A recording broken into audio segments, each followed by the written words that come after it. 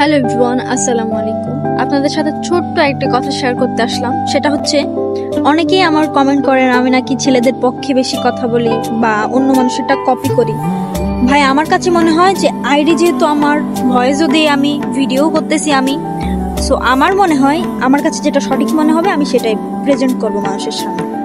আর ছেলেদের পক্ষে কথা কি বলবো ভাই, যেগুলো সত্যি কথা সেগুলো তুলে ধরলেই তো শুধুমাত্র আর ছেলেদের পক্ষে কথা বলা হয়ে যায় না, তাই না?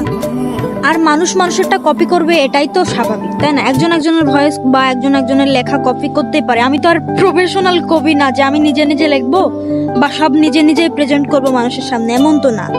আমার যে কথাগুলো ভালো লাগে, যে কথাগুলো আমার কাছে মনে হয় যে এটা সঠিক বা মানুষের সামনে বলা যায়, এমন কথাগুলোই আমি সবসময় মানুষের সামনে প্রেজেন্ট করি। আর হ্যাঁ ভাই, কপি করলে কি এমন সমস্যা? মানে একজনের ভয়েস ভালো লাগলে আমি তারটা বলতে পারি না? যেহেতু আমি ইদানিং ভয়েস দেই, তো একজনের ভয়েস ভালো লাগতেই পারে। ভালো লাগলে আমি তো সেটা কপি করবো, এটা তো স্বাভাবিক। তো আমাকে বলার কি আছে যে আপনি সবার তা কপি করেন? করলাম কপি ভাই। কপি করলে কি আমার মহাভারত অশুদ্ধ হয়ে যাচ্ছে, না তার মহাভারত অশুদ্ধ হয়ে যাচ্ছে? কোনোটাই না। একজন একজনের ভয়েস কপি করতেই পারে, এটা স্বাভাবিক। তো এই বিষয় নিয়ে আমাকে নেক্সট টাইম আর কেউ কোনো কোশ্চেন করবেন না যে আপনি কেন অন্যের ভয়েস কপি করলেন। আমার ইচ্ছা হয়েছে ভাই, আমি করছি, ব্যাস। আর ছেলেদের নিয়ে কথা আমি 101বার বলবো, সেটা আমার ব্যক্তিগত বিষয়।